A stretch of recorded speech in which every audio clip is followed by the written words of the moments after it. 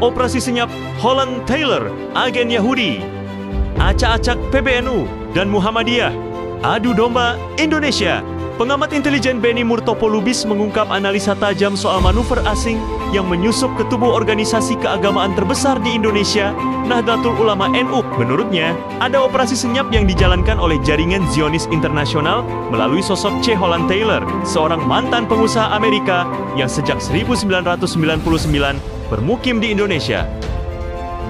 Taylor adalah pendiri Live for All Foundation dan Beit Ar-Rahmah, dua lembaga yang secara resmi mengklaim berjuang melawan intoleransi dan ekstremisme. Namun, Benny menilai kedua lembaga itu hanyalah kendaraan politik asing yang membawa agenda Zionis, mengacak-acak PBNU, menciptakan perpecahan internal, dan mengarahkan Indonesia ke orbit kepentingan Israel.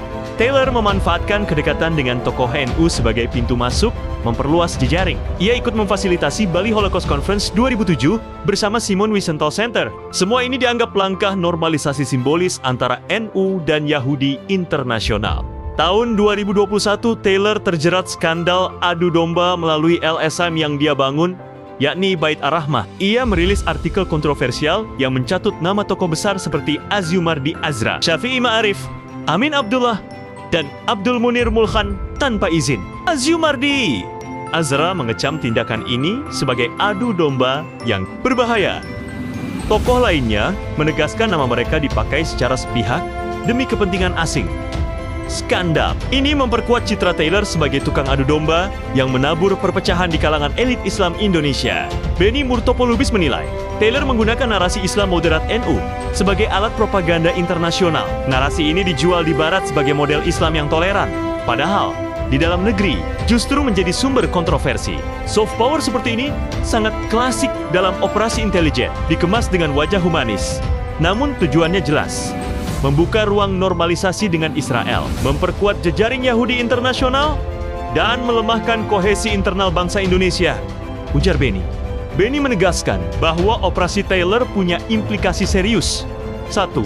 Perpecahan internal PBNU dengan mencatut nama tokoh dan membawa NU ke forum Yahudi internasional tanpa konsensus. Taylor berhasil menimbulkan gesekan antar elit NU. 2. Adu domba bangsa Indonesia. Manipulasi ini bukan sekadar urusan ormas, tapi menyasar opini publik nasional. NU sebagai ormas Islam terbesar dijadikan pintu masuk, sementara bangsa Indonesia dijebak dalam konflik wacana yang melelahkan. 3. Bahaya ketergantungan diplomatik.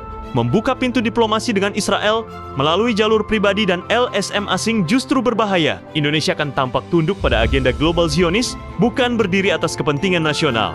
4. Pelemahan posisi Palestina. Dengan menghadiri forum-forum Yahudi internasional, NU secara tidak langsung memberi legitimasi politik kepada Israel. Padahal, Indonesia selalu konsisten membela Palestina di kancah diplomasi resmi.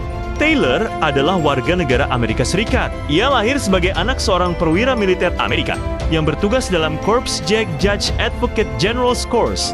Ia adalah pendiri Live for All Foundation dan Beit Ar-Rahmah, organisasi yang terdaftar secara resmi di North Carolina, Amerika. Mereka juga dipakai sebagai pusat humanitarian Islam yang mempromosikan toleransi, kerjasama antaragama, dan nilai kemanusiaan universal. Sebagai warga negara Amerika, Taylor menikmati kebebasan hukum dan administratif yang memungkinkan dia menjalankan NGO internasional dari basis di luar negeri. Hal ini diperkuat oleh laporan bahwa Beit Ar-Rahmah dan organisasi serupa terdaftar di North Carolina, di mana hukum NGO cukup memudahkan operasional asing.